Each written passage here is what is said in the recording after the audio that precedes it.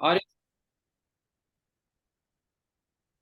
आर्य समाज की स्थापना होने के 150 वर्ष और स्वामी श्रद्धानंद बलिदान दिवस के करीब 100 वर्ष।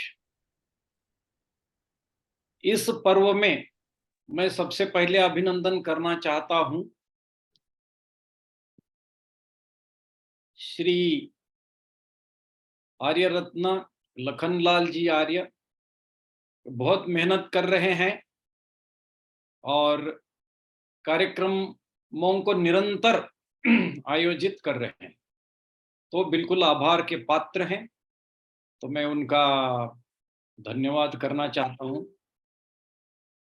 क्योंकि आर्य समाज को आज ऐसे कार्यकर्ताओं की बहुत जरूरत है। तो सभी जुड़ने वालों को भी मेरा नमस्कार। और आज का मेरा विषय, जैसा लखनलाल जी ने लिखा है कि हम आर्य कैसे बने, तो मैं थोड़ा सा एक बैकग्राउंड देता हूं कि महर्षि दयानंद सरस्वती, जिन्होंने आर्य शब्द को पुनः हमसे परिचय करवाया, तो महर्षि दयानंद के मैंने काफी उनके जीवनी को पढ़ा है और मुझे लगता है कि उनमें ऐसे कुछ विलक्षण अद्वितीय गुण थे और मैंने 5 गुण ऐसे पाए जो कि हमें उनसे सीख लेना चाहिए। और 5 गुण कौन से हैं, तो इन गुणों को देखकर या सुनकर हम उसके बाद हम आर्य कैसे बने, उसके साधन क्या है, उस विषय पर जाएंगे। लेकिन चूंकि आर्य शब्द महर्षि दयानंद सरस्वती के उनका नाम लिए बिना पूरा नहीं हो सकता, तो देखिए, सबसे पहला जो गुण है वो है सत्यनिष्ठा। और सत्यनिष्ठा, उन्होंने सत्य शब्द की भी व्याख्या की है सत्यार्थ प्रकाश में। और सत्यनिष्ठा उनकी इतनी थी, सत्य के लिए उन्होंने पूरा अपना जीवन दे दिया। और उनके विचारों से न केवल उस जमाने में, जैसे कि हमने बहुत उदाहरण सुने हैं कि उस समय अनेक लोग प्रभावित होकर आर्य समाज के विचारों को, महर्षि दयानंद ने दिए हुए विचारों की तरफ जाने लगे और उनका जीवन बदल गया। लेकिन मैं एक छोटी सी घटना का वर्णन करना चाहता हूं, जो घटना है, जो मैंने उसको विटनेस किया है। मैं उस समय था।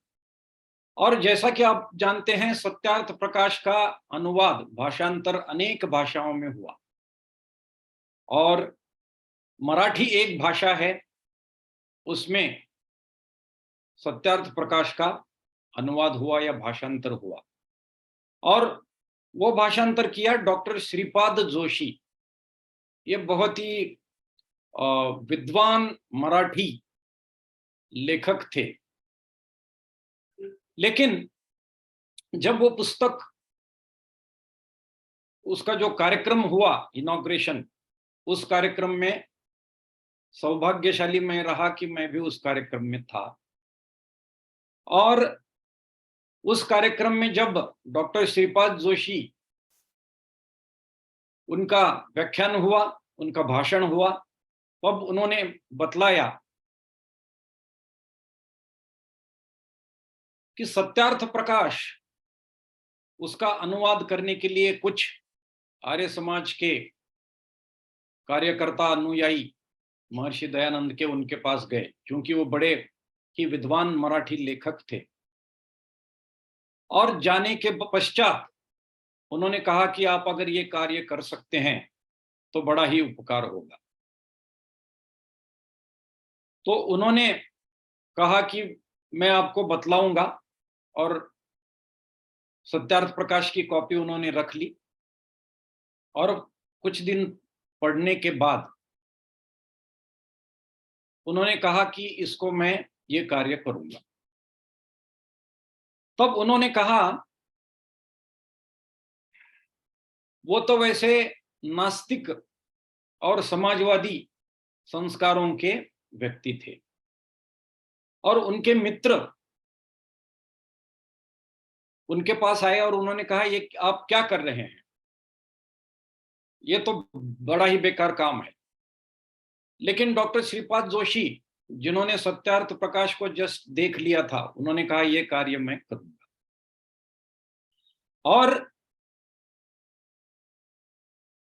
जैसे ही काम पूर्ण हो गया, सत्यार्थ प्रकाश का अध्ययन भी हुआ, और उस भाषण में उन्होंने कहा कि जो मैं नास्तिक था, जो मैं समाजवादी विचारों का था, और सत्यार्थ प्रकाश पढ़ने के बाद मैं महर्षि दयानंद ने बतलाए हुए ईश्वर जो है उसको मानता हूं, और मैं आस्तिक हो गया। तो ये बहुत बड़ी बात है कि महर्षि दयानंद का उपकार इतना है कि ना कि उस समय बल्कि अभी भी सत्यार्थ प्रकाश पढ़कर अपना जीवन बदल जाता है। ऐसे अनेक कई व्यक्ति हैं। तो यह है उनका उपकार, सत्यनिष्ठा। मैंने एक बात बतलाई,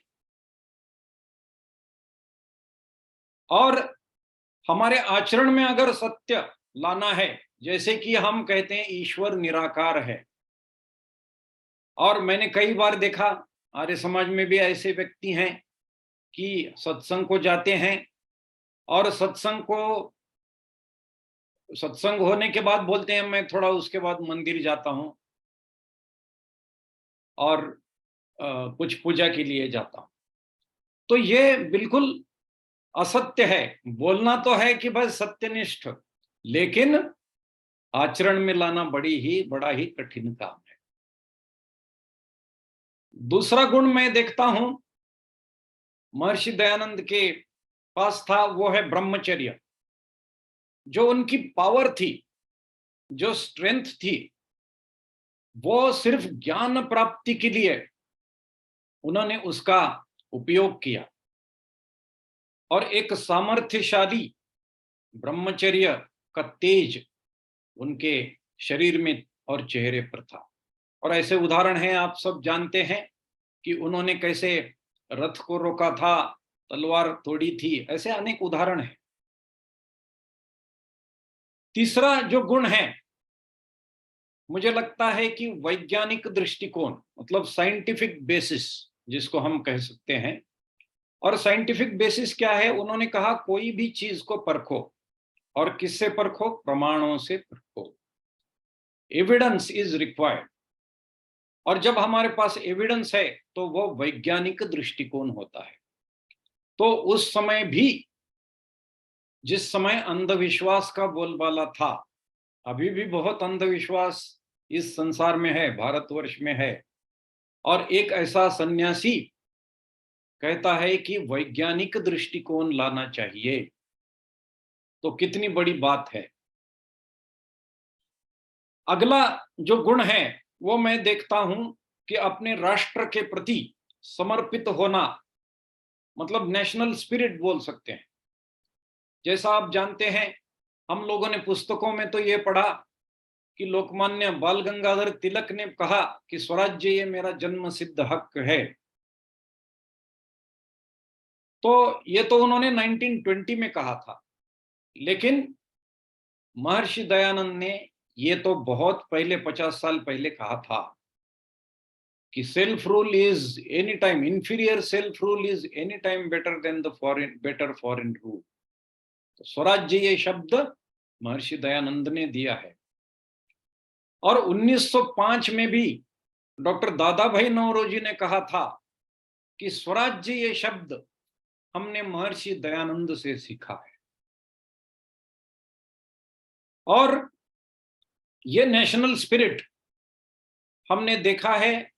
और आप गिनती कर लीजिए, कोई भी क्रांतिकारी विचारों का व्यक्ति, कोई भी आप नाम लीजिए, सच्चा क्रांतिकारी जिसने भारतवर्ष के लिए अपना बलिदान दिया, वो बिना दयानंद के विचारों से प्रेरित नहीं हुआ। दूसरा कोई भी विचार नहीं हो सकता,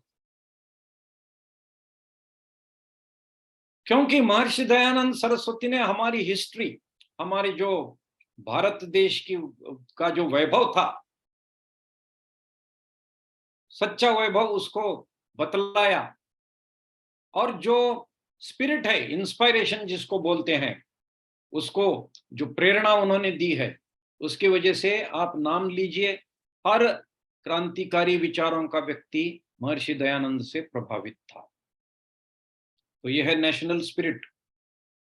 बल्कि एक कांग्रेस के अध्यक्ष के उम्मीदवार थे, उनका नाम मैं भूल रहा हूं, आंध्रा के थे। उन्होंने उनके पुस्तक में लिखा है कि भारतवर्ष के स्वतंत्रता संग्राम में 85% व्यक्ति या तो दयानंद सरस्वती के डायरेक्ट अनुयायी थे या उनसे, उनके विचारों से प्रेरित थे। पट्टाभी सीतारामैया उनका, उनकी बुक में लिखा है। पांचवा जो गुण मैं देखता हूं कि द्वेष न करना। महर्षि दयानंद ने कभी किसी से द्वेष नहीं किया, हमेशा सत्य का बोलबाला रहा। उनके कई मित्र थे जो विधर्मी थे, उसमें एक उदाहरण देने लायक है पादरी जोन्स। और पादरी जोन्स महर्षि दयानंद सरस्वती के मित्र थे, और एक अंग्रेज पादरी को मांसाहार से प्रवृत्त करके शाकाहारी महर्षि दयानंद ने बनाया। तो किसी का द्वेष नहीं करते थे, उन पर हमला करने वालों का भी उन्होंने कभी द्वेष नहीं किया। तो ये मैं 5 गुण देखता हूं। तो एक फ्रेंच नोबेल लॉरेट है, उन्होंने कहा था Maharshi Dayananda was a personality of highest order. उनका जो व्यक्तित्व था वो एक बहुत ही ऊंचा। तो इन गुणों से तो सिद्ध होता ही है, ये तो मैंने जस्ट एनालिसिस करके निकाले, अनेक गुण उनमें थे। और अब चलते हैं, हम आर्य कैसे बने। और हम कई घटनाएं देखते हैं इस विश्व में, अमेरिका में या यूरोप में या भारतवर्ष में। ऐसे अनेक उदाहरण हैं कि बड़े बड़े कंपनियां हैं, जैसे हेवलेट पैकार्ड है, इंटेल है, या आप उबर है। ऐसे बहुत बड़े बड़े मल्टीनेशनल कंपनीज है, उनके जो सीईओज हैं, मतलब उनके प्रमुख, ऐसे अनेक उदाहरण है पिछले 5, 10, 15, 20 साल में, जो महिलाओं की छेड़खानी खानी करते हुए पकड़े गए और वो उनको नौकरी को खोना पड़ा, कईयों को जेल जा। हमने देखा कि कुछ वर्ष पहले इंग्लैंड में मैड काउ डिसीज आया था, मतलब गोमांस खाकर लोगों की बुद्धि भ्रष्ट हो गई और कुछ तो मृत्युमुखी हो गए। हमने ये भी देखा, एक उदाहरण है कि एक फुटबॉल के खिलाड़ी है डिगो मैराडोना, वो मादक द्रव्य लेते हुए बिगड़ गए और उनकी जान चली गई, मृत्युमुखी हो गए, बहुत ही 40-45 की उम्र में। और काला धन काफी लोगों ने जोड़ा, कई लोग भाग गए भारतवर्ष से, और काला धन जमा करने वाले कई जेल में गए, कई अभी पकड़े जाएंगे। और हम ये भी देखते हैं कि इतिहास में सबसे बड़ा उदाहरण है कि युधिष्ठिर जुआ खेलते हुए सब कुछ अपना राजपाट हार गए। तो ये जो महानुभाव, ये जो उदाहरण है कि जैसे परस्त्री गमन करना, अभक्ष को खाना, मांसाहार करना, मादक द्रव्यों का सेवन करना, काला धन जमा करना, मतलब अशुद्ध धन जमा करना, और जुआ खेलना, ये सब अनार्य होने के परिणाम हैं। तो अगर ये अनार्य है तो फिर आर्य क्या है? तो आर्य शब्द जो है रुगतो धातु से निर्मित हुआ है, जिसका अर्थ क्या है? ज्ञान, गमन और प्राप्ति। तो किसका ज्ञान? वेद का ज्ञान प्राप्त करते हुए उस ज्ञान को अपने जीवन में उतारते हुए, आचरण करते हुए जो मोक्ष प्राप्ति का प्रयत्न करता है, उसको हम आर्य बोल सकते हैं। तो अगर हम ये नहीं कर रहे हैं, तो आजकल तो देखिए सिर्फ आर्य समाज जाने से या आर्य समाजी का लेबल लगाने से कोई आर्य नहीं होता। हमें ये बिल्कुल ध्यान में रखना चाहिए कि जब तक वेद का ज्ञान, शब्द ज्ञान तो कई लोगों को रहता है, लेकिन तत्व ज्ञान में परिवर्तन होने के लिए हमारे आचरण में उसको लाना पड़ेगा। और जब हम आचरण में लाएंगे तभी हम सच्चे आर्य कहलाएंगे। बल्कि महर्षि वेदव्यास ने तो आर्य के 8 गुण बतलाए हैं। और महर्षि व्यास कहते हैं कि शांत तितिक्षु, दानृश्च सत्यवादी, जितेंद्रिय, दाता दयालु, नम्रश्च, आर्यस्य अष्टमी गुण। तो 8 गुण बतलाए हैं। कौन से 8 गुण? जैसा कहते हैं शांत तितिक्षु, मतलब सुख और दुख में जो संतुलित है। जैसे भगवत गीता में कहा है, दुखेशु अनुद्विग्न मना, मतलब दुखों में बेचैन न होना, मन को बेचैन न करना।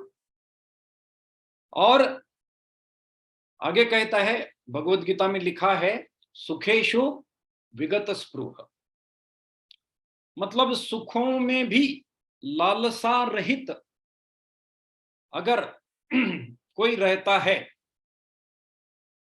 तो वो सुख और दुख में संतुलित होकर शांत तितिक्षु कहलाता है। दानृश्च, मन का संयम रखने वाला, कहते हैं माइंड स्टेबल, मन का संयम रखने वाला। सत्यवादी, हमने तो अभी चर्चा की कि सत्यवादी क्या है। जितेंद्रिय, इंद्रियों पर जिसका नियंत्रण है, इंद्रियों का विजेता, उसको जितेंद्रिय कह सकते हैं।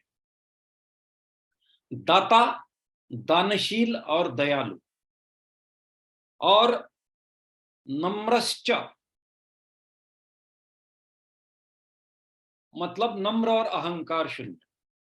तो ये 8 गुण बतलाए हैं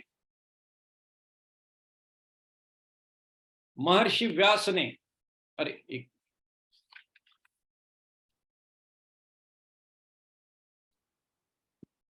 अब वीडियो गया था, ठीक है, माफी चाहता हूं।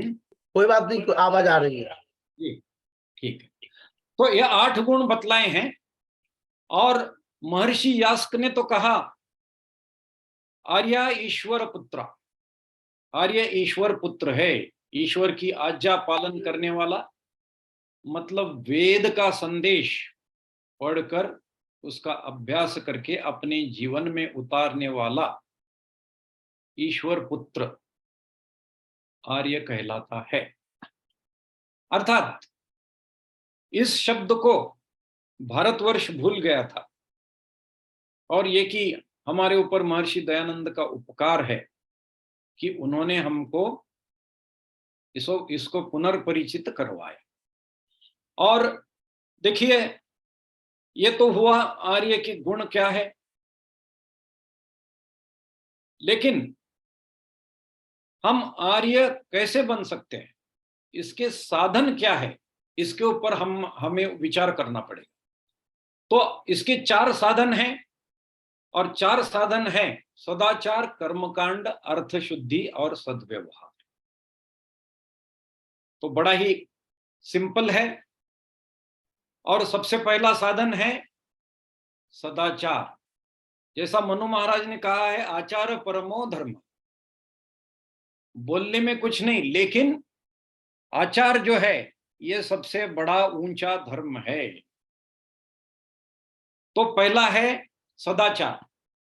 और सदाचार में वेद में कुछ चीजें निषिद्ध है। और क्या कौन सी चीजें हैं, कौन सी बातें हैं इसका निषेध आता है? जैसे कि सबसे पहले मादक द्रव्यों का सेवन। और मादक द्रव्यों का सेवन, हमने अभी एक उदाहरण देखा, ऐसे अनेक उदाहरण हैं जो कि मादक द्रव्य सेवन करने से हमारी मनुष्य की बुद्धि भ्रष्ट हो जाती है, और बुद्धि भ्रष्ट करने के बाद मनुष्य पाप कर्म करने पर प्रवृत्त हो जाता है। मनु महाराज ने फिर से कहा है, वर्जयेन मधुमासंच। मादक द्रव्य और मांस, इसको ये वर्जित है, क्योंकि मनुष्य की बुद्धि भ्रष्ट होने से फिर हम पाप कर्मों की ओर भागते हैं। और अगर ये पाप कर्म हमें करना नहीं है, हमें पुण्य कमाना है और वेद का संदेश मानकर हमारा जीवन सफल करना है, तो हमें इसको छोड़ना पड़ेगा। काफी लोग कहते हैं, मैंने देखा है, हमारे समाज में भी है, कहते हैं कि हम मांसाहार तो नहीं करते। खैर, दूसरा मुद्दा है मांसाहार। तो वैदिक धर्म ने मांसाहार का निषेध किया है। वेद ने कहा है, यजमानस्य पशु न पाही। और परमेश्वर ने यजमानों को पशुओं की रक्षा कर ऐसा संदेश दिया है। और शन्नो अस्तु द्विपदेशम चतुष्पदी। तो मनुष्य प्राणी को अन्य प्राणियों को मारकर उसे खाना नहीं चाहिए। बल्कि बहुत बार लोग सोचते हैं, जैसा मैंने कहा कि कुछ आर्य समाजी हमारे मित्र हैं, वो कहते हैं हम अंडे खाते हैं जी, मांस तो नहीं खाते। हम थोड़ा सा कभी कभी खा लेते हैं क्योंकि उससे प्रोटीन मिलता है, लेकिन इसका निषेध है, क्योंकि परमात्मा की आज्ञा है। क्योंकि मांसाहार शाकाहार में बड़ी डिबेट चलती है। कई लोग कहते हैं कि वनस्पति में भी जीव रहता है, उसको भी उसके फल सब्जी काटने से, तोड़ने से भी कुछ हानि होती है। हाँ, थोड़ी हानि जरूर होती है, लेकिन परमात्मा ने हमें यह आदेश दिया है कि कम से कम पाप कर्म करके, वैसे तो हम सांस लेते तभी भी कुछ जीवाणु अंदर जाते हैं, कुछ मर सकते हैं, लेकिन कम से कम हिंसा होकर हमें जीना है। तो मनु महाराज ने तो कहा है कि अनुमंता विशसिता निहंता क्रय विक्रयी संस्कर्ता चोपहर्ता च खादश्चैति घातकः। तो इसका अर्थ यह है कि जो व्यक्ति अनुमति देता है मांस खाने की, परमिशन ग्रांटेड, वो पापी है। दूसरा व्यक्ति विशसिता, मतलब कोई शस्त्र से प्राणियों को काटने वाला व्यक्ति, वो भी पापी है। तीसरा निहंता, मतलब किलर, मारने वाला, वो भी पापी है। और बेचने वाला और खरीदने वाला, कोई कहेगा कि मैं तो सिर्फ बेचता हूं और बेचने से क्या होता है, पाप नहीं लगेगा। तो अक्सर ये अंधविश्वास है या ऐसी गलत धारणा है, भ्रम है कि सिर्फ मुझे बेचने से कुछ नहीं होगा, मेरा तो होटल है, मैं बेचता हूं। मैंने अनुमति दी, मैंने कुछ नहीं किया, मुझे पाप नहीं लगेगा। और बल्कि वो आगे जाकर मनु महाराज कहते हैं, जो सर्व करता है, पकाने वाला है, पहले पका मांस को पकाने वाला, फिर उसको परोसने वाला या सर्व करने वाला और खाने वाला, ये सभी 8 लोग घातक है। तो महानुभाव देखिए, ये सब कसाई हैं। तो हमें ये देखना है कि इसमें से ऐसा प्रयत्न करें। अभी तो इतनी मुश्किल है, कोई होटल में भी जाओ, मांसाहार शाकाहार दोनों भी है। तो हमें ये प्रयत्न करना है, क्योंकि मुझे कई देशों में जाने का सौभाग्य प्राप्त होता है। तो मैं एक बार आपको घटना सुनाता हूं, बड़ी ही खतरनाक घटना है। और एक बार मैं गया था डेनमार्क देश, यूरोप में। और डेनमार्क में एक गांव है, और मुझे पता नहीं था, वहां पर कुछ काम था। और मेरे जो साथी थे वहां के, उन्होंने कहा यहाँ पर एक फेस्टिवल होता है, एक पर्व है, और उसमें चलिए। तो मैंने कहा किस चीज का है? तो उन्होंने कहा कि आप चलिए तो सही। तो मैंने कहा ठीक है, चलते हैं। जाने के बाद मैंने ऐसा दृश्य देखा कि मुझे अभी तक उसकी पीड़ा होती है। और ये दृश्य था कि एक दिन ऐसा है कि वहां पर जो एक नदी है, और उस नदी के अंदर बहुत सारी मछलियां हैं। और वो क्या कहते हैं, वेल, वेल जो फिश है, उसको क्या कहते हैं हिंदी में, मुझे शब्द याद नहीं आ रहा है। तो वेल एक मछली है, बड़ी मछली रहती है, और डॉल्फिन एक दूसरी मछली है। तो ऐसे सैकड़ों मछलियों को मारने का कार्यक्रम वहां होता है, और वो फेस्टिवल है, वो पर्व है। और पूरी नदी खून से लाल लाल हुई थी। तो इतना पीड़ादायक दृश्य, महापाप ऐसा लोग करते हैं, और उनको ये समझ में नहीं आता है कि इस बुरे कर्म का, इस पाप कर्म का क्या फल मिले। तो हमारा सौभाग्य कितना है, देखिए, महर्षि दयानंद ने हमारी आंखें खोल दी। हमारी बुद्धि में जो जड़त्व और पाप करने का एक संस्कार थे, वो सब वो चाबी घुमाकर ठीक कर दिए। तो वैदिक धर्म, महानुभाव, मांसाहार का निषेध करता है। और जो सर्वश्रेष्ठ आहार है, फलाहार, दूध।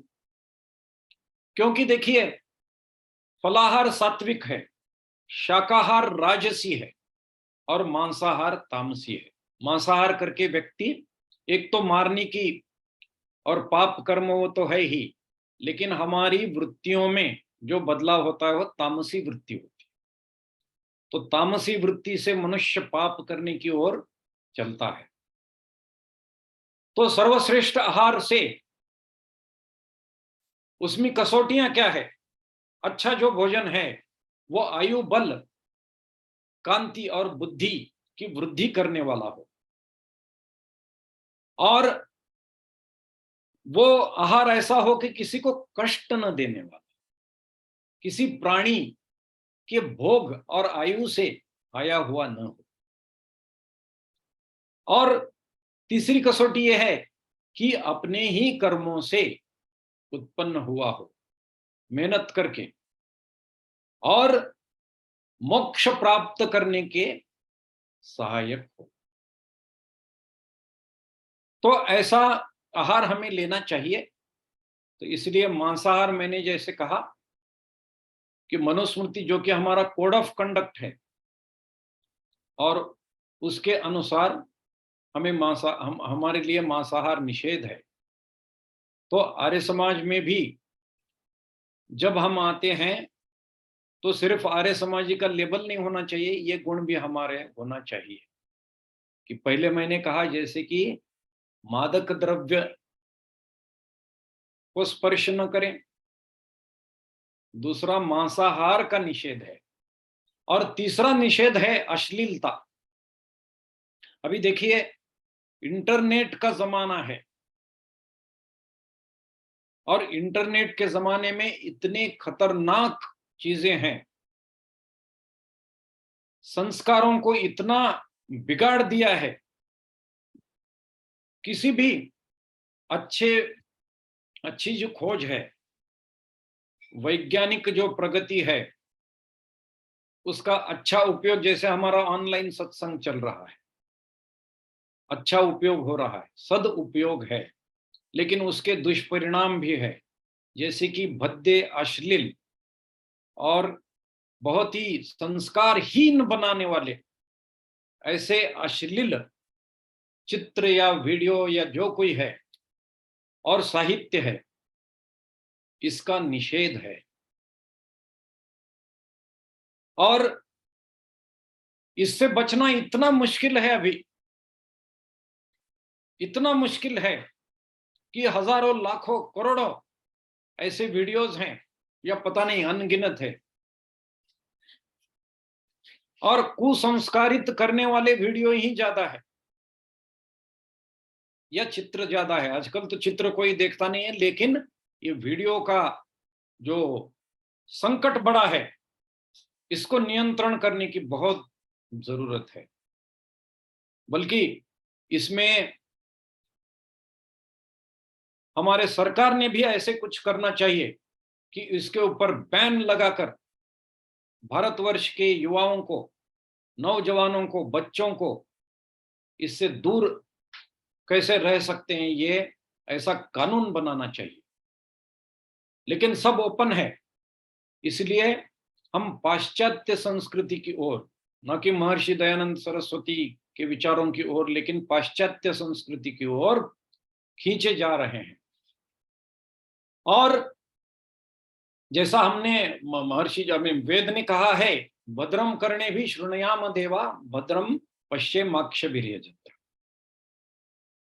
तो अच्छा देखें, अच्छा सुने, ये तो वेद ने कहा ही है, लेकिन प्रैक्टिकली ये है कि इससे बचना बड़ा ही एक कठिन काम है, और इसको हमें करना चाहिए। चौथा निषेध है दुराचार का। दुराचार का अभिप्राय है परस्त्रीगमन। हमारे इतिहास में भी उदाहरण है कि रावण ने क्या किया, दुशासन ने क्या किया, और उसका परिणाम वे भुगत चुके उस समय। और लेकिन आज भी ये महिलाओं की दुरावस्था होती है, और इस पाप को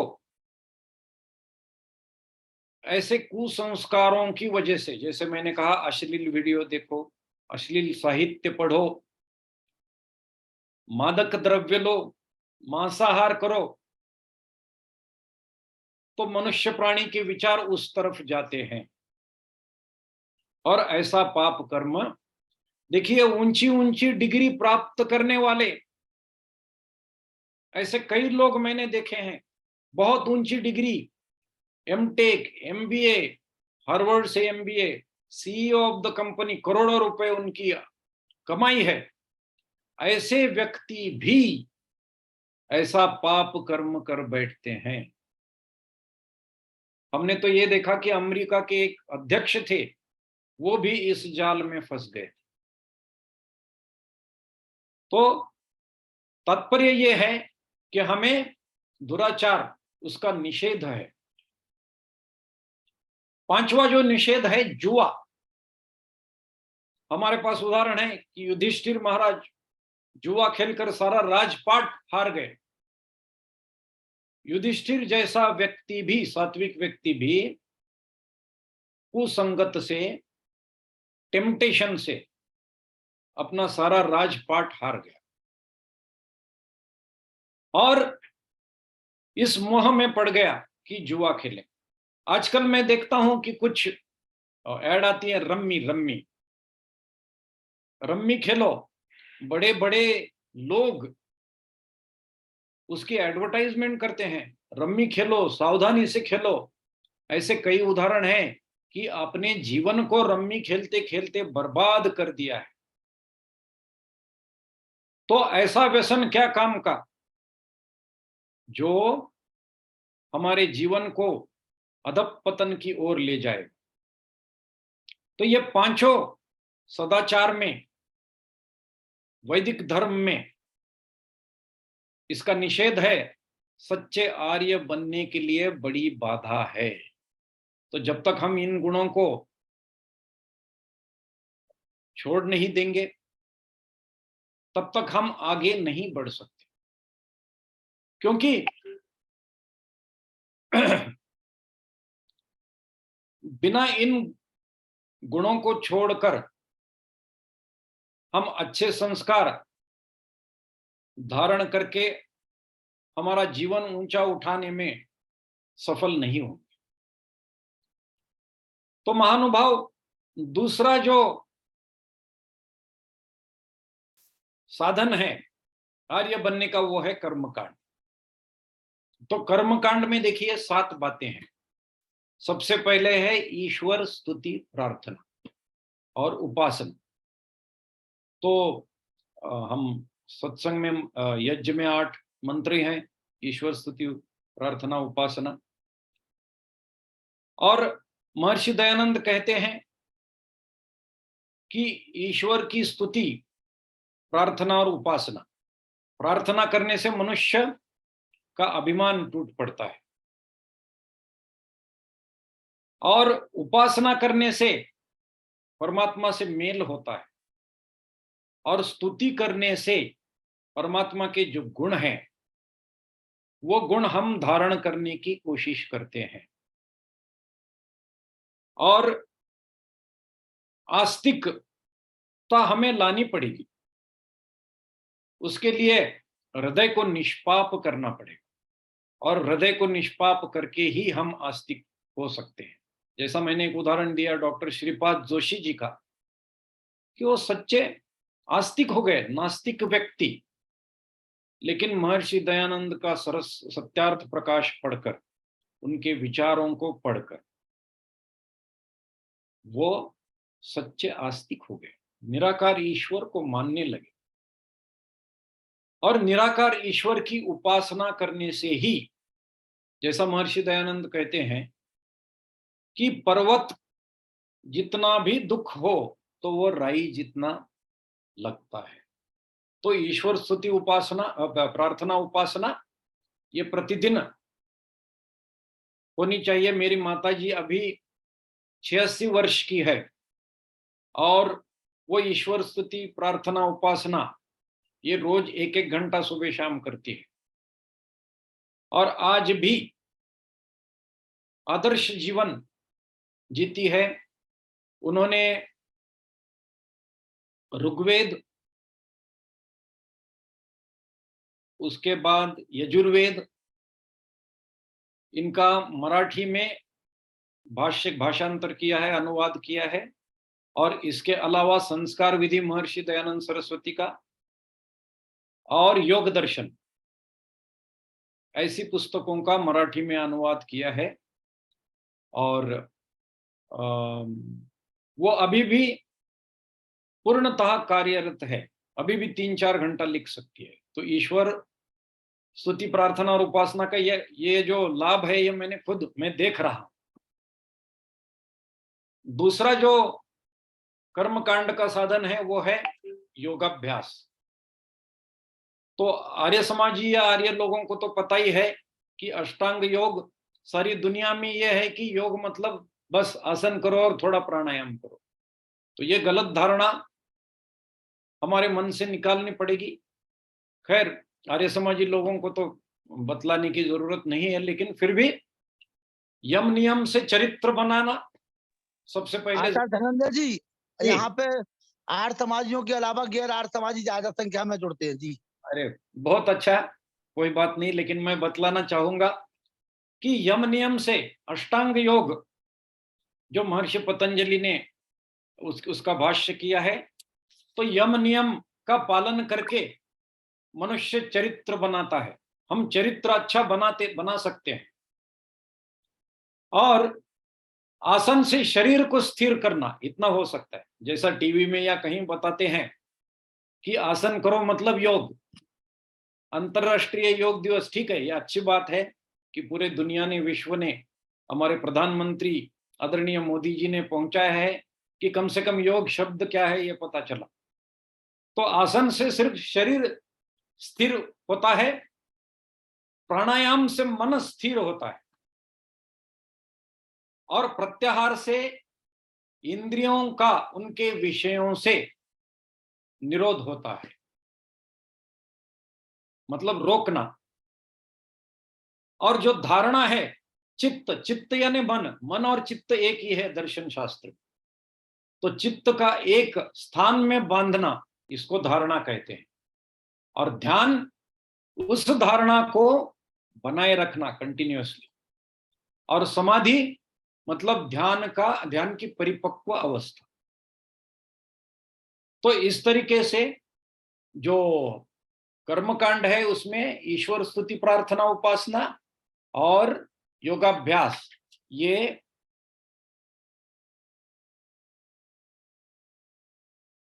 दूसरा साधन है। उसके बाद यज्ञ, प्रतिदिन यज्ञ करना। वैसे तो आर्य बनने के लिए प्रतिदिन सुबह शाम यज्ञ करना चाहिए, लेकिन आजकल लोग बहुत बिजी रहते हैं। तो कम से कम एक सप्ताह में एक बार कर लीजिए, कोई बात नहीं। क्योंकि आगे जाने के लिए अगर प्रतिदिन किया तो बहुत ही अच्छा है। अगर एक सप्ताह में तो कम से कम आर्य समाज में जाकर सत्संग में यज्ञ कीजिए। और यज्ञ के बड़े ही लाभ हैं। एक मैंने एक आर्टिकल लिखा था यज्ञ के लाभ, वो अंग्रेजी में है, मैं हमारे आदरणीय लखन लाल जी से उनको भेजता हूं, वो सर्कुलेट कर सकते हैं। क्योंकि उसमें वैज्ञानिक दृष्टिकोण क्या है ये हमको देखना चाहिए। क्योंकि ज्यादातर जो नौजवान है, जो युवा है, वो पूछते हैं कि इसमें साइंटिफिक क्या है। ये तो सिर्फ हम आप मंत्र का बोलते हैं और अग्नि को जलाते हैं, इसमें वैज्ञानिक दृष्टिकोण क्या है। तो यज्ञ के लाभ उनको बतलाना चाहिए। और उसमें भौतिक लाभ और आध्यात्मिक लाभ है। आध्यात्मिक लाभ तो हैं ही, वो हमें पता है, लेकिन भौतिक लाभ में भी, जैसे वनस्पति की शुद्धि, जलवायु की शुद्धि, वर्षा की वृद्धि और पोल्यूशन प्रिवेंशन, सबसे बड़ा ये है। मैंने कुछ एक वर्ष पहले, 1 या 2 वर्ष पहले, दिल्ली के चीफ मिनिस्टर, जब उसमें उधर दिल्ली में कुछ वो पोल्यूशन चल रहा था, जहां पर वो प्रदूषण की इंडेक्स 400-500 पहुंच गई थी, उनको मैंने एक पत्र लिखा था और कहा था कि आप ये एक अनुष्ठान चलवाइए, घर घर में यज्ञ, और आप देखिए ये सब प्रदूषण वगैरह भाग जाएगा। तो पॉल्यूशन प्रिवेंशन के लिए यज्ञ ये सबसे बड़ा साधन है, बेस्ट। लेकिन उनका पत्र तो आया कि ठीक है, अच्छा है, लेकिन उन्होंने कुछ किया नहीं, क्योंकि उसमें श्रद्धा नहीं है। और उसके वैज्ञानिक जो कारण है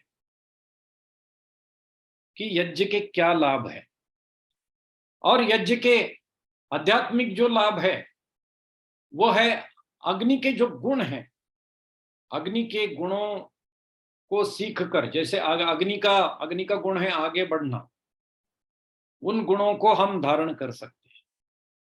वस्तु की संशुद्धि, प्यूरिफिकेशन। तीसरा है जातीय उन्नति, जाति मतलब कोई जाति पाति नहीं, लेकिन मनुष्य जाति की उन्नति। और चौथा है वेद रक्षा।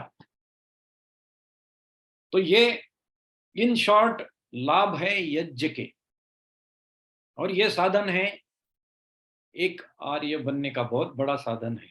तो प्रतिदिन यज्ञ करें, तो ये मैं आपको बतला सकता हूं। और चौथा है वेद का स्वाध्याय। हमारे महर्षि दयानंद जी के गुरु जो हैं, गुरु थे दंडी विरजानंद जी, तो उन्होंने महर्षि दयानंद सरस्वती को एक उपदेश दिया था। उन्होंने कहा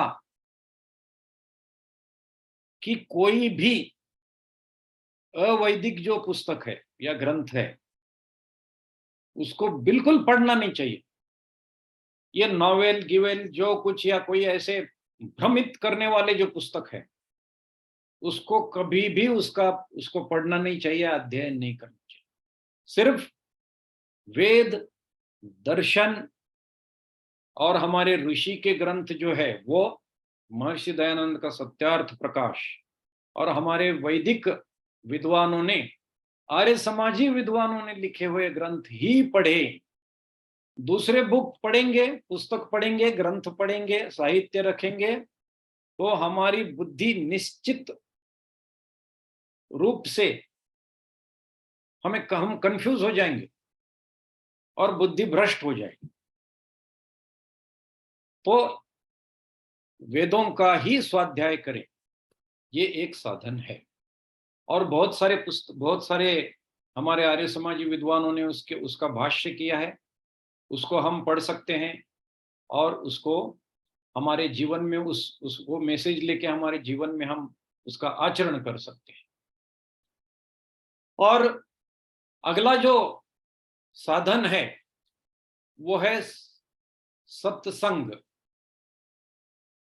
और सत्संग मतलब क्या, कि जैसा भी हम सत्संग कर रहे हैं या अच्छे व्यक्तियों का संग, वैदिक विद्वानों का संग, क्योंकि जो उनमें गुण है, उनका जो ज्ञान है वो हम सुनकर, और मनुष्य का जो आत्मा है इसकी आदत रहती है बार बार गिर जाता है, तो उसको गिरने से बचाने के लिए हमें हमेशा सत्संग करना चाहिए।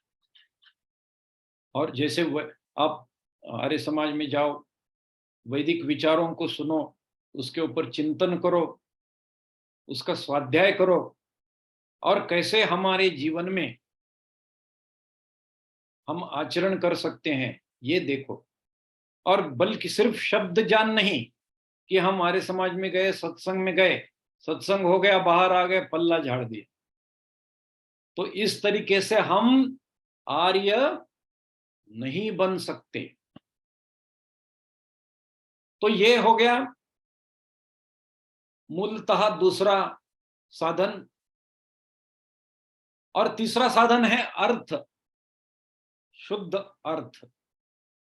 शुद्ध अर्थ का ये मतलब है कि हमारी जो कमाई हो ये काले धन वाली नहीं हो, ये पाप करके कमाई हुई न हो, किसी को कष्ट देकर ये कमाया हुआ धन नहीं हो। तो जब अर्थ शुद्धि होगी, हमारी कमाई ईमानदारी से मेहनत करके हमारी बुद्धि से प्राप्त करके जो है वो हो, न कि धोखाधड़ी हो। किसी का दुकान हो, धोखाधड़ी करके कुछ बेच दिया, नकली बेच दिया और खूब मुनाफा कमा लिया, ऐसा अर्थ कभी न हो। या किसी को गवर्नमेंट का टैक्स डुबाकर काला धन लेकर उस कमाई का अर्थ वो अशुद्ध होता है, तो वैसा न हो। तो इस तरीके से अर्थ शुद्ध होना चाहिए। और चौथा है सद्व्यवहार, मानसिक, वाचिक और शारीरिक व्यवहार तो मनुष्य का दर्पण है। जैसा हम व्यवहार करेंगे वो इतना यथा योग्य होना चाहिए और ऐसा लगे कि ये क्या मनुष्य है। और इसमें प्रतिदिन निरीक्षण करना चाहिए, आत्मनिरीक्षण। हम अगर सुबह ईश्वर उपासना करते हो तो रात में सोते समय हमें आत्मनिरीक्षण करना चाहिए कि आज मैंने किसी को क्या बुरा कहा क्या, आज मैंने कुछ पाप किया क्या, आज मैंने कोई बुरा मतलब बुरी किसी को धोखाधड़ी से पैसा कमाया है क्या, किसी को मैंने गाली दी है क्या। और ऐसा आत्मनिरीक्षण करके दूसरे दिन संकल्प करना चाहिए कि मैं ये गलतियां फिर से नहीं करूं। और ऐसे चारों साधनों का मर्यादा से पालन करेंगे तभी हम सच्चे आर्य बन सकते हैं। तो महानुभाव, मेरे ख्याल से समय भी समाप्ति की ओर है। बिल्कुल समापन की ओर है जी। जी जी जी। तो मैं मेरी वाणी को विराम देता हूं और कहता हूं कि हम सिर्फ आर्य समाजी ही ना बने, बल्कि गुणों को धारण करके आर्य बने। तभी देखिए, मैं एक बोलता हूं, एक छोटी सी बात। 100 वर्ष पहले आर्य समाजी व्यक्ति की जो विटनेस साक्ष्य है वो कोर्ट में चलती थी। कहते थे आर्य समाजी व्यक्ति ने कहा है ना, बिल्कुल सच होगा। आज वो स्थिति है क्या?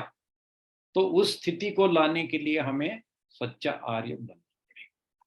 इतना ही कह के मैं धन्यवाद करके सभी को सभी का आभार प्रकट करते हुए, मुझे ये सौभाग्य मिला कि इस अवसर पर, इस पर्व पर, और मैं मेरे वाणी को विराम। बहुत बहुत धन्यवाद। बहुत बहुत आभार सम्माननीय आचार्य डॉक्टर धनंजय जोशी जी, जो चेन्नई से हैं। प्रतिदिन रविवार को आप ऑनलाइन सत्संग का कार्यक्रम चलाते हैं। बहुत बहुत आभार। चंद्रकांता गेरा जी, चंद्रकांता गेरा जी, चंद्रकांता गेरा जी, चंद्रकांता गेरा जी, मेरी आवाज सुन पा रही हैं? चलिए, चंद्रकांता जी चली गई हैं। क्रांति जी आ जाए, चंद्रकांता क्रांति जी। हाँ जी, नमस्ते रवीर जी। आदरणीय आज के मुख्य वक्ता तथा आदरणीय मुनि पुरुषोत्तम जी, श्रद्धेय व्यासनंदन शास्त्री जी, हमारे इतिहास को समझे के प्रणेता डॉक्टर राकेश कुमार आर्य जी, तथा मेरे वीर, मेरे भाई साहब अनिल आर्य जी, वेद प्रकाश जी, आप सबको तथा सभी बहनों को मेरा सादर प्रणाम यथा योग्य अभिवादन। आज का प्रवचन आर्यों के चरित्र निर्माण के लिए बड़ा सुंदर था। वास्तव में जब तक हमारा अपना चरित्र नहीं होगा, अपने आप को नहीं संवारेंगे, तो दूसरों को कैसे शिक्षा देंगे, दूसरों के सामने कैसे उदाहरण पेश करेंगे। तो कहते हैं ना, कोई बुरा कोई काम करेगा तो कहते हैं हाथ कंगन को आरसी, क्या खुद तो बुरा कर रहा है, दूसरों को समझाने की कोशिश करता है। तो इसलिए हमें हमारे जीवन के लिए सदाचार का जो महत्व है उसको समझना बड़ा जरूरी है, और उसके ऊपर क्रियात्मक रूप से आचरण करना भी चाहिए, क्योंकि हमारी भलाई और खुशी इसी में है। हमारे आने वाली पीढ़ियों का बुनियादी निर्माण जो है वो भी इसी के आधार पर हो सकता है। सदाचार तो एक अक्षय धन है जिसका विनाश ही नहीं होता, और इसी अक्षय धन से हम भक्ति रूपी धन जो अक्षय है उससे भी ज्यादा अक्षय है, उसको भी प्राप्त कर सकते हैं। इसलिए सच्चे आर्य बनने के लिए, धर्म का प्रचार प्रसार करने के लिए अपने पहले चरित्र को उन्नत बनाना चाहिए, क्योंकि चरित्र हमारा उन्नत होता है तो संसार में प्रतिष्ठा भी बढ़ती है हमारी जाति की, और उसके साथ साथ हमारी सोच भी बड़ी स्पष्ट हो जाती है, भगवान की भक्ति भी हमसे होती है, और हम अपना मन भी सुंदर बनाकर भगवान के दर्शन की ओर, योग साधन की ओर अपना प्रवृत्ति बढ़ा सकते हैं। तो इसलिए हम सबको अपने चरित्र के निर्माण के लिए बहुत ध्यान रखना चाहिए, क्योंकि चरित्र का सबसे महत्वपूर्ण ज्ञान सत्य है। अगर सत्य हमारे जीवन में आ जाता है तो बाकी सारे गुण हमारे पास अपने आप आ जाएंगे, क्योंकि सत्य जो है वो एक सर्जरी है की तरह होता है। थोड़ा दर्द जरूर देता है लेकिन राहत मिलती है, और झूठ पेन किलर की तरह है जो थोड़ी देर के लिए राहत दे देता है, लेकिन इसके साइड इफेक्ट जीवन में जी भर कर होते हैं जिनका हम निवारण नहीं कर सकते। बहुत बहुत धन्यवाद हमारे विशेष प्रवक्ता का आपका अति धन्यवाद और सभी का धन्यवाद इस कार्यक्रम में जुड़ने का, ताकि हमारे उत्साह को बढ़ाते हैं आप लोग और हमारे कार्यक्रम की रौनक भी हैं आप। धन्यवाद। प्रतिमा गुरुकुल देहरादून, प्रतिमा बहन जी, गुरुकुल देहरादून से प्रतिमा जी, वीडियो खोल लीजिए अपना, जो मुस्कान अग्रवाल के नंबर से जुड़ी होंगी। प्रतिमा जी, गुरुकुल देहरादून, चलिए प्रतिमा जी आए, तब तक मैं निवेदन करूंगा डॉक्टर राकेश कुमार आरती, सुप्रसिद्ध साहित्यकार।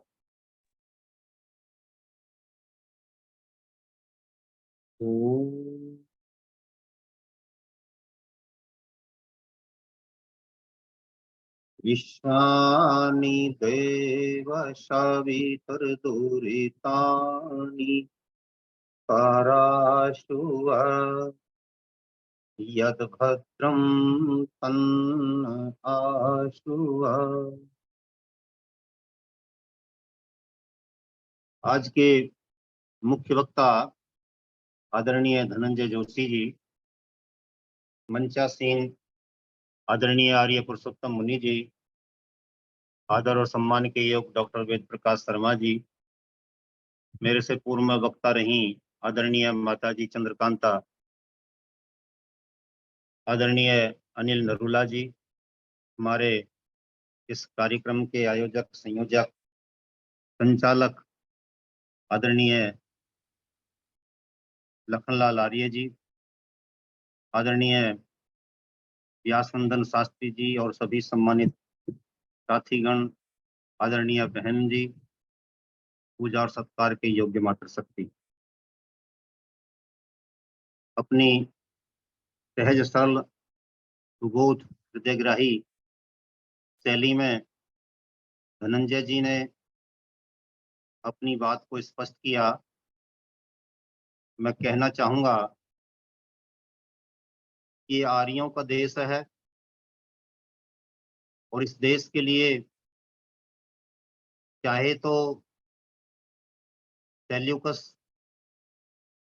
के जमाने में मेगास्थनी जाए, चाहे ह्वेनसांग आए, चाहे फाइयान आया, चाहे इब्न बतूता आया, चाहे अंग्रेजों फ्रांसीसियों डचेज के साथ उनके यात्री आए,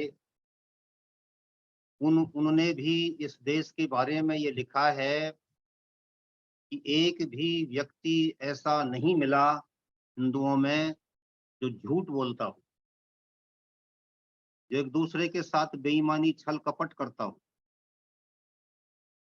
तो ये इस सारे देश की छाप थी और यही इस देश का राष्ट्रीय चरित्र था और ये अंग्रेजों के आगमन तक भी इस देश में था। मुसलमानों के द्वारा अनेक प्रकार के अत्याचार छल कपट करने के उपरांत भी इस देश ने अपने राष्ट्रीय चरित्र को छोड़ा नहीं था, क्योंकि यहाँ के सभी लोग आर्य थे। इसलिए उनका जो आज का संबोधन रहा समस्त आर्यजनों के लिए रहा और राष्ट्रीय चरित्र की नब्ज पर हाथ रख करके उन्होंने बोला, उन्होंने बताया कि दुष्ट की संगति करने से कैसे अच्छे अच्छे लोग बिगड़ जाते हैं। तो चाणक्य ने कहा है कि अस्ताम संग दोषेण साधवो जायते विक्रियाम, दुर्योधन प्रसंगेण भीष्मो गोहरणे गतः। दुष्ट की संगति करने से अच्छे अच्छे साधु भी बिगड़ जाते हैं। दुर्योधन जैसे नीच आत्मा की संगति करने से भीष्म जैसा पुण्य आत्मा भी गाय हरने के लिए चल दिया था। कितनी अच्छा उदाहरण दिया है। तो ये दुष्ट की संगति का प्रभाव तो पड़ता है, इसमें दो राय नहीं है। और जहां तक दुर्योधन की बात है, तो दुर्योधन ने स्वयं एक बार अपने गुरुजी से कहा था, द्रोणाचार्य जी से। उन्होंने लिखा, उसके लिए लिखा है महाभारत कार ने कि उसने द्रोणाचार्य जी से कहा कि अहम जानामि धर्मम न च मे प्रवृत्ति, मैं धर्म को जानता हूं पर उसमें मेरी प्रवृत्ति नहीं होती। जानता तो खूब धर्म करना ये है, पुण्य कार्य मुझे करने चाहिए और इसमें ही भला है, पर क्या करूं गुरुजी, उधर को जाने को चाह करके भी जा नहीं पाता। और उसने फिर आगे अगली लाइन में कहा है कि अहम जानाम्यम अधर्मम न च में निवृत्ति, मैं अधर्म को भी जानता हूं पर उस अधर्म से मेरी निवृत्ति नहीं होती। तो मैं ऐसी अजब द्वंद्व भाव में फंसा हुआ हूं कि मैं जान करके भी धर्म की ओर नहीं चल पाता और अधर्म को जान करके भी छोड़ नहीं पाता। तो निश्चय ही पापात्मा दुर्योधन पर पूर्व जन्म के ऐसे ही संस्कार चढ़े हुए थे कि जिसमें वो अच्छी संगति पा करके भी अपने आप को बदल नहीं पा रहा था। जो बदलने की इच्छा रखते हुए भी और भरपूर सुंदर परिवेश मिलने के उपरांत भी अपने आप में परिवर्तन ना कर सके, वो अपने आप में समझो कि जन्मजात अधर्मी है, दुष्ट है, दुष्टात्मा है, पापात्मा है। जो संकेत पर अपने आप को परिवर्तित कर लेते हैं, जो नई व्यवस्था में अपने आप ढल जाते हैं। कल परसों हमने संकेत मात्र किया, हम इस तरीके से अपनी एक परिवेश, एक गणवेश में बैठेंगे। उस वक्त हम सब ने एक निर्णय लिया, सब आज दिख रहे हैं, बड़ा अच्छा लग रहा है।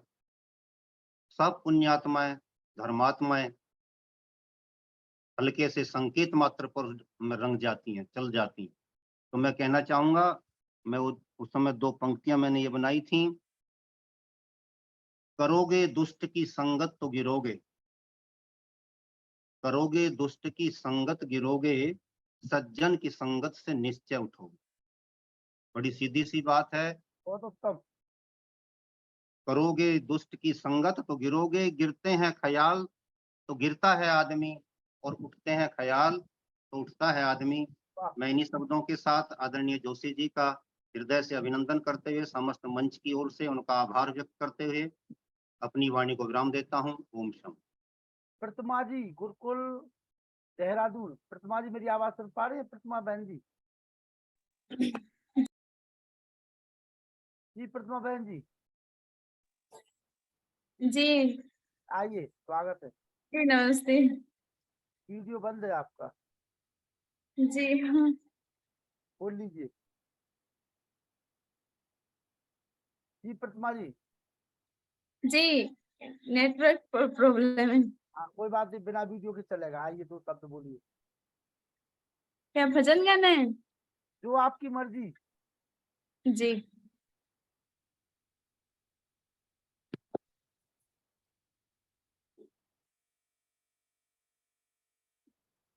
हमें तो अपने से जोड़ना है, ये तो एक बहाना है। जी आचार्य बलदेव जी तैयार रहिए तब तक। जी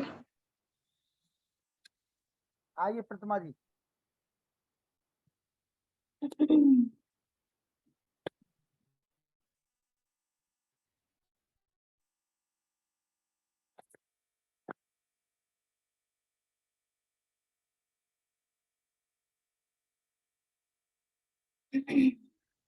सभी को सादर नमस्ते।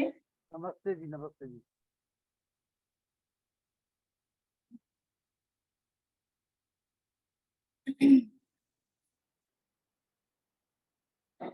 धैर्यं यस्य पिता क्षमा च जननी शान्ति श्रीरं गेहिनी सत्यं मित्रमिदं दया च भगिनी भ्राता मनः शय्यामः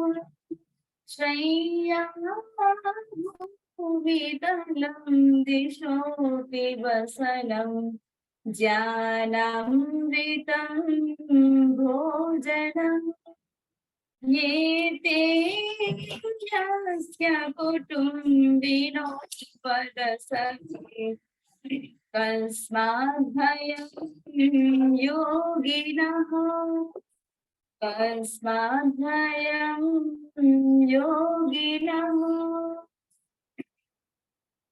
सत्य जान की लागी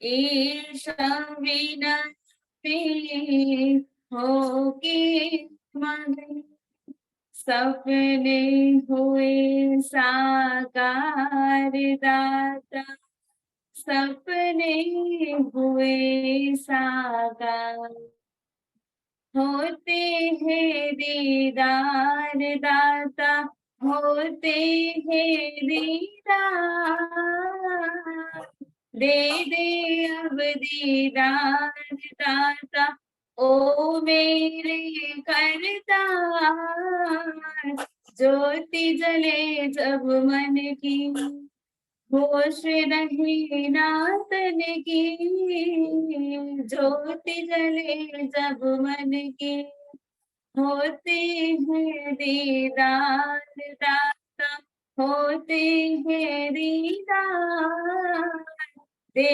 दे अब दीदार दाता, ओ मेरे करतार, ज्योति जले जब मन की, होश रहे ना तन की, ज्योति जले जब मन की, मोक्ष मार्ग को बगिया मोड़ी, सुख दुख की हर सीमा छोड़ी, मानव माने का नाता झूठा, सत्य जान का अंकुर फूटा, तेरी लीला परंपार दाता, ओ मेरे करतार, तेरी लीला परंपार दाता, ओ मेरे करता, होते हैं दीदार दाता, होते हैं दीदार,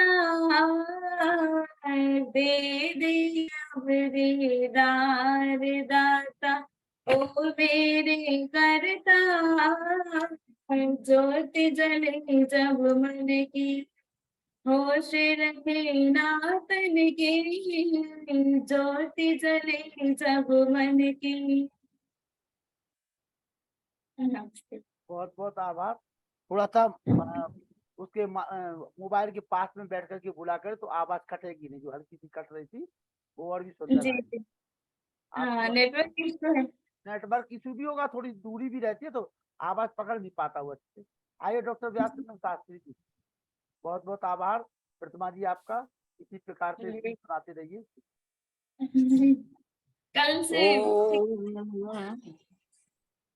इंद्रं वर्धन्तो अप्तुरः प्रणवन्तो विश्वमार्यम् अपघ्नन्तो अरावणः।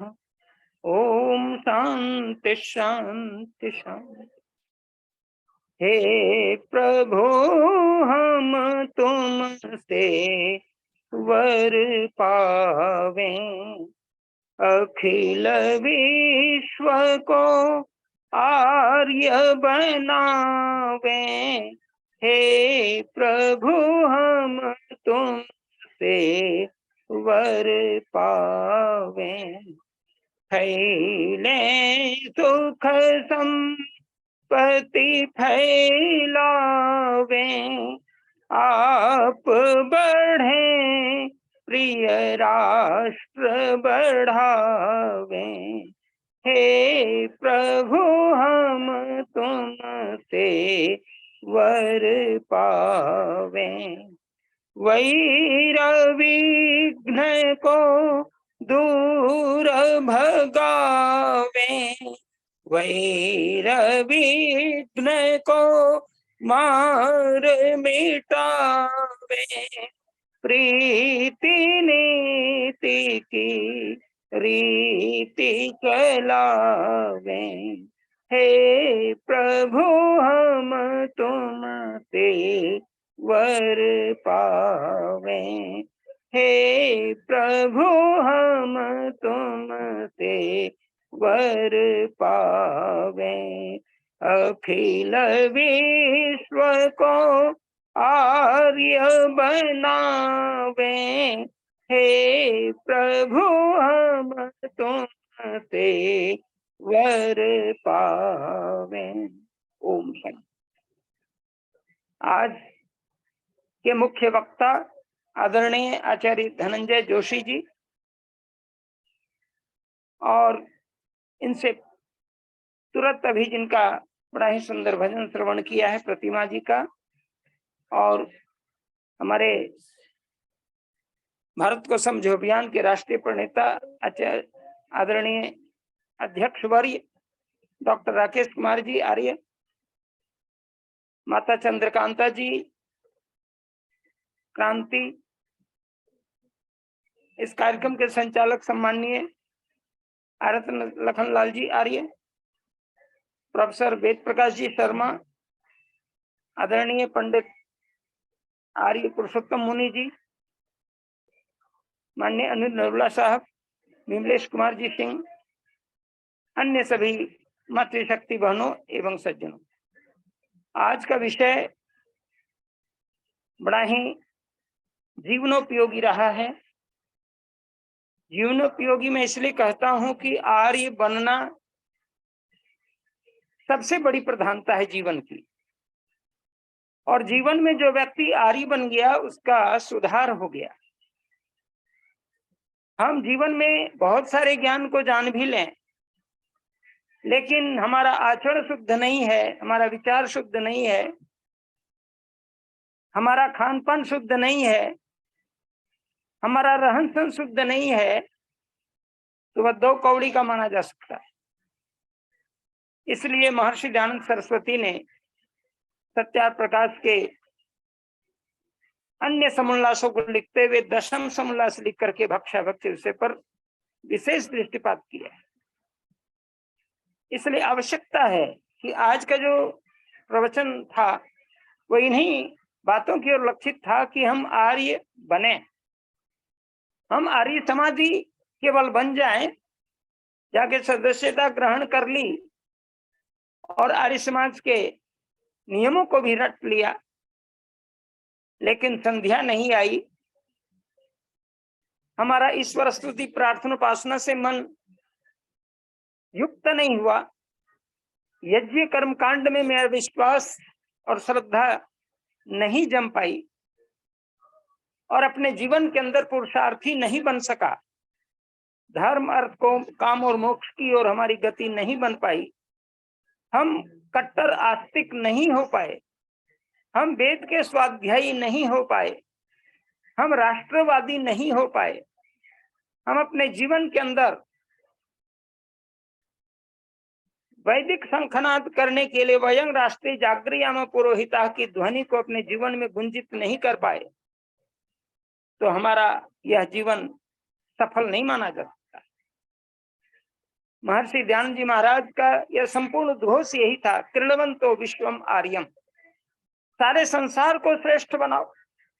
और उन्होंने आर्य समाज के नवम नियम को लिखते हुए कहा था कि प्रत्येक को अपनी उन्नति में संतुष्ट न रहना चाहिए, किंतु सबकी उन्नति में अपनी उन्नति समझनी चाहिए। यह नियम इतना महत्वपूर्ण है कि हम स्वार्थ से परमार्थ की ओर गति करने की बात करते हैं। हम अपनी उन्नति कर ली, हम अपने वेद धर्म के जीवन में उतारने और जानने और इसके महत्व को समझ करके चल भी पड़े, लेकिन हमारे साथ रहने वाले लोग यदि पाखंड में जी रहे हैं, धर्म से अलग हैं, अधर्म को ही धर्म समझ रहे हैं, अभक्ष्य को भक्ष्य बना करके खा रहे हैं, जीवन में यज्ञोपवीत की मर्यादा को पहन के भी नहीं समझ पाए, और इसके साथ ही साथ वैदिक आर्ष ग्रंथों का स्वाध्याय तो दूर ही रहा। हम दाता, दयालु और नम्र को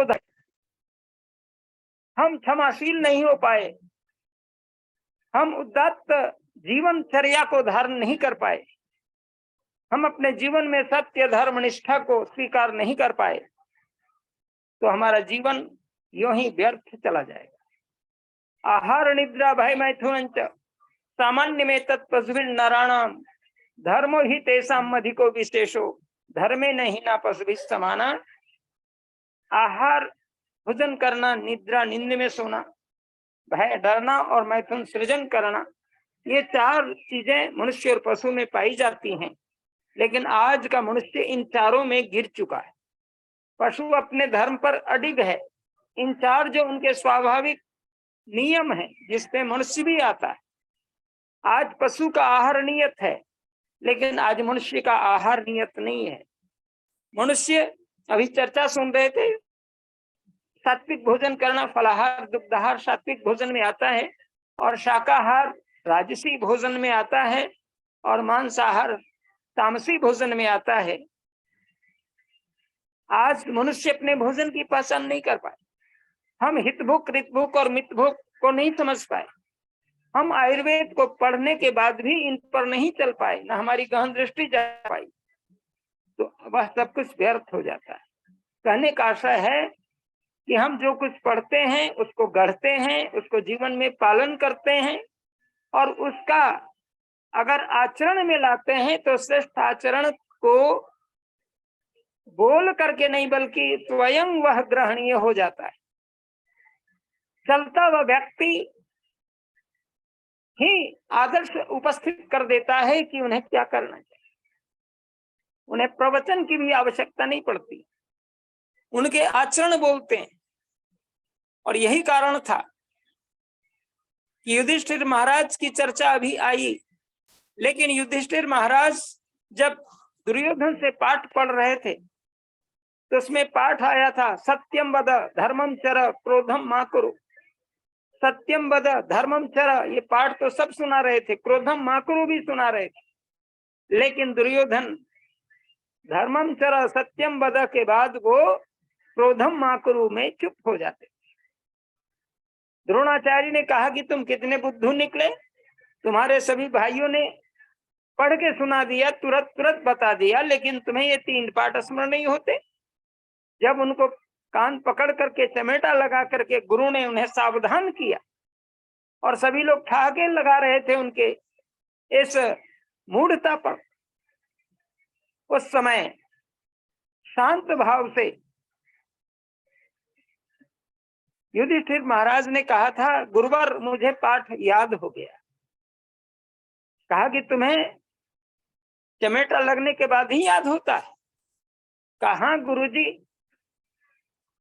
मैं इसे जीवन में घटा के देख रहा था कि अगर क्रोध की स्थिति भी बन जाए, सभी लोग मेरे पर हंस पड़े और मैं भरी सभा में पीटा जाऊं, सबके बीच पीटा जाऊं, लेकिन फिर भी मुझे क्रोध न आ जाए, क्रोध न आए, तब मैं समझ लूं कि यह पाठ मुझे स्मरण हो गया। इसका कहने का आशय है कि व्यर्थ में क्रोध नहीं करना चाहिए।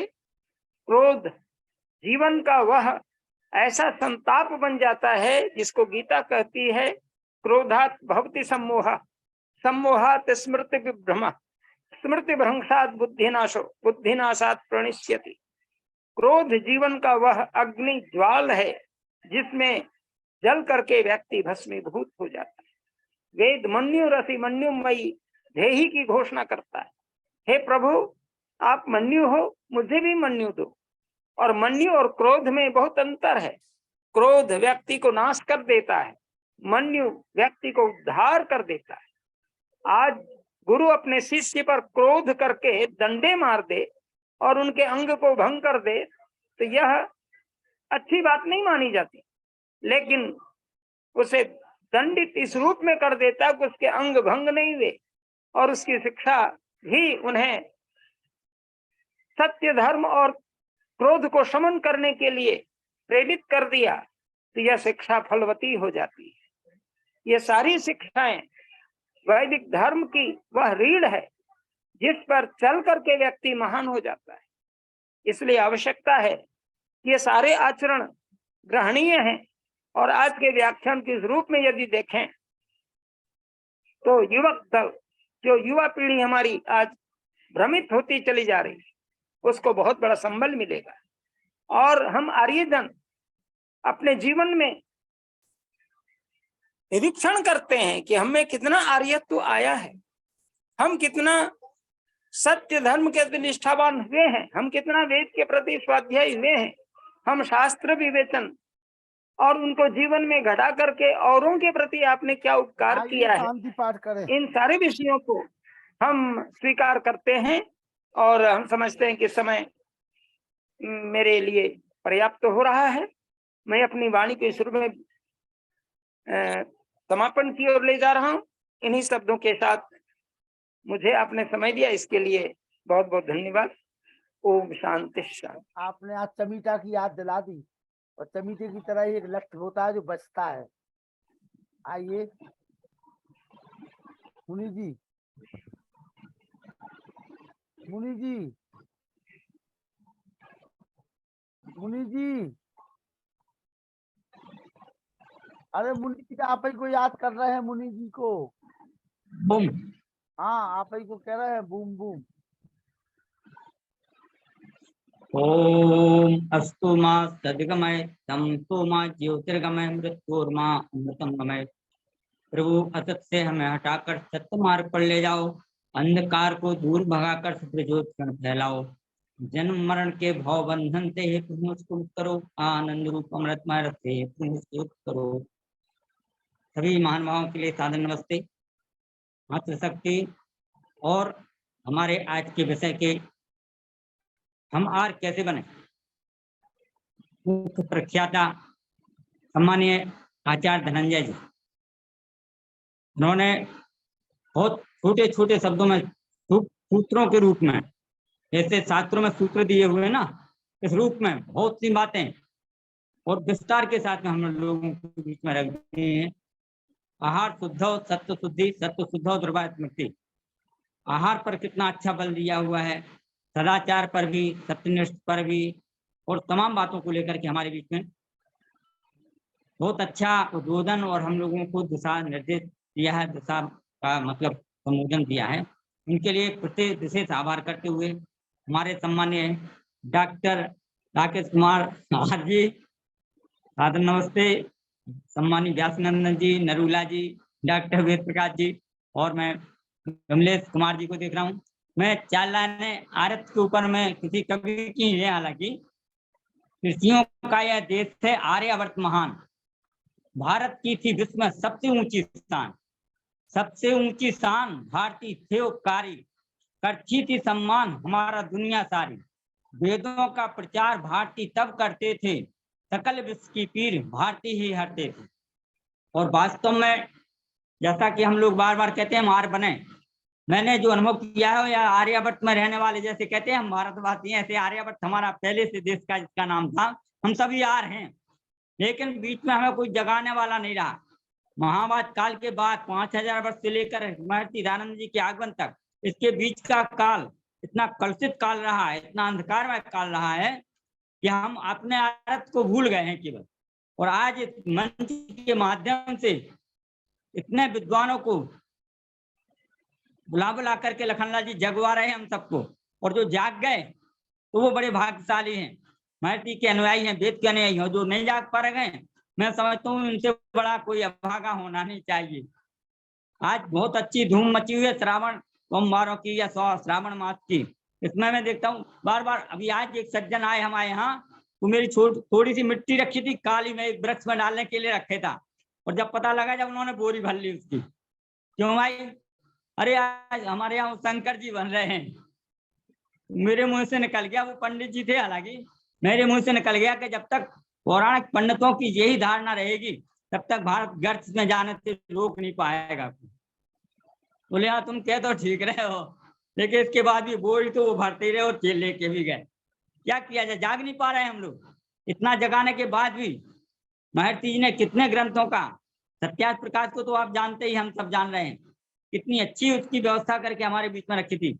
एक बार पढ़ लिया, अगर उसके अंदर थोड़ी बुद्धि होगी तो उसको लगेगा मैं दोबारा पढ़ूं, तीसरी बार पढ़ूं, और इसके बाद भी अगर समझ में नहीं आता है तो कहते रहो हाँ तुम सही बात कह रहे हो, लेकिन हम कर बोल रहे हैं जो हमें करना है, डपली अपनी ठोकना है। तो इससे बड़ा दुर्भाग्य हमारे देश का और क्या हो सकता है। और हम लोगों की जो क्षति हो रही है, वैदिक क्षति हो रही है, धर्म की क्षति हानि हो रही है, इसको रोकने के लिए केवल विद्वान, हमारे विद्वान जिनको कहा जाता है, वेद के विद्वानों को, इनके अलावा कोई बचा नहीं पाएगा।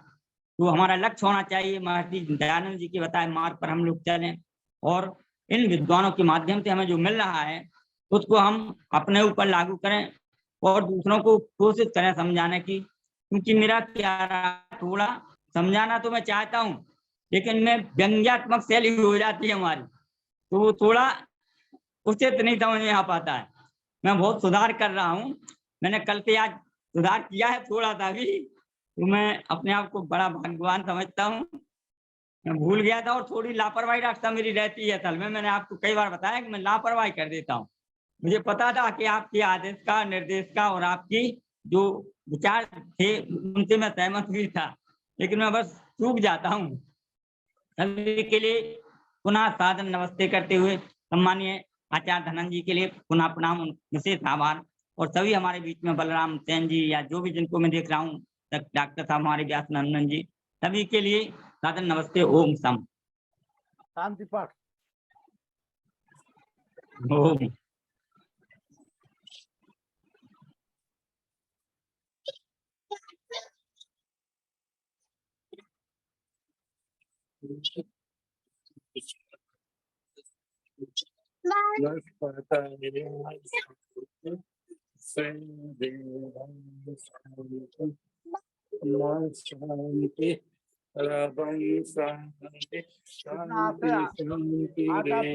कहा उतना से आवाज चली मोड़ा। शांति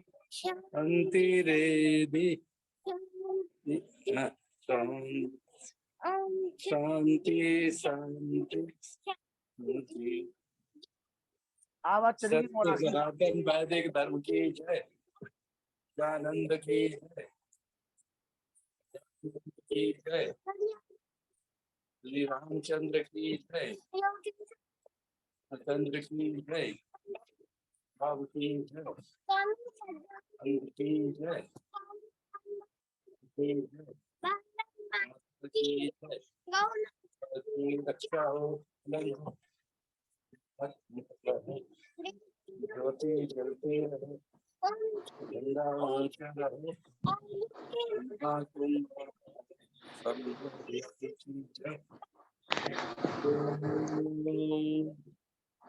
सबको नमस्ते जी। ओम। आइए आचार्य बलदेव जी, हम तो आपको भूल ही गए थे आज। प्रणाम जी, प्रणाम, सबको नमस्कार। नमस्ते जी, कैसे हैं आप? दया है, कृपा है आप लोगों की, इतने बड़े बड़े विद्वानों के आप दर्शन करवा रहे हैं, आपकी कृपा है, दया है। आपकी दया को पाया, आपकी कृपा को पाया। आप वास्तव में प्रणम्य हैं, इतने लोगों के दर्शन करवा रहे हैं, ऐसी ऐसी महान विभूतियों को सुन पा रहे हैं, ये हमारा परम सौभाग्य है। और हमारा सौभाग्य है कि हम आप जैसी महान विभूति को अपने आप से जोड़ पाए। नहीं नहीं सर, हम आपके दर्शन, आपकी मेहनत, आपकी लगन प्रशंसनीय है। चलिए, कल पुनः चर्चा आप लोगों से होगी। हाँ जी। कल युवाओं में दयानंद के विचारों की वर्तमान में प्रासंगिकता, प्रवक्ता श्री विनय आरजी, प्रतिनिधि लोकसभा संयुक्त राष्ट्र हरिद्वार। अच्छा जी, राजेश कुमार जी जो है, पूरी हमारी आरवीओ की वीरांगनाओं की सेना आ चुकी है जी। नाना जी की सेना है, ये लगता है। हाँ जी, हाँ जी। नाना जी की सेना है, नाना जी की सेना। चलिए, भाई साहब के साथ पोते खड़े थे तो मैंने कहा देख लो, आ जाओ तुम भी। अच्छा जी, अच्छा जी, अच्छा जी, अच्छा जी। चलिए, बहुत अच्छा लगा।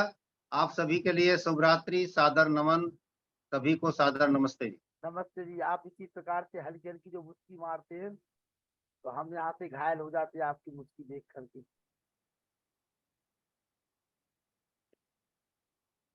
नमस्ते जी। हाँ, माता जी कुछ बोल रही हैं, सुंदर कुमारी जी, सुरेंद्र जी नमस्ते कर रही है, हमें लगता है। सुरेंद्र जी बोलिए माता जी। हाँ जी, आ रही है आवाज मेरी? हाँ, आवाज आ रही है आप। हाँ जी, हाँ जी, नमस्कार जी। मैं कनाडा से बोल रही हूँ और काफी टाइम से आपका प्रोग्राम सुनती हूँ लगातार। तो बहुत अच्छा आपका चल रहा है ये प्रोग्राम, इतना ज्ञान मिल रहा है और विद्वानों से भी मिलवा रहे हैं और समाज सुधार हो रहा है और बहुत लोग जुड़ भी रहे हैं, बहुत अच्छा लग रहा है। तो मैं वापिस आऊंगी 31 अगस्त को और आकर मैं जरूर आपको मिलूंगी आकर और आशीर्वाद भी लूंगी आपका आकर मैं।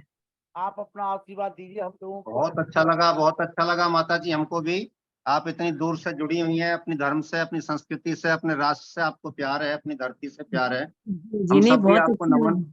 बहुत आपको नमन करते हैं आप। सबको नमन, सबको नमन जी। वही मैंने कहा चलो आज थोड़ा सा समय मुझे नजर आ रहा है कि थोड़ा सब लोग हैं बीच अच्छा में। अच्छा किया आपने, बहुत ही अच्छा किया, बहुत अच्छा लगा हमको सब। अपना तो वीडियो धनंजय को जोशी, वीडियो पर डे खोल लिया करे आप, तो 2 मिनट जरूर बोल दिया करे आखिरी में। हाँ जी, हाँ जी, हाँ जी।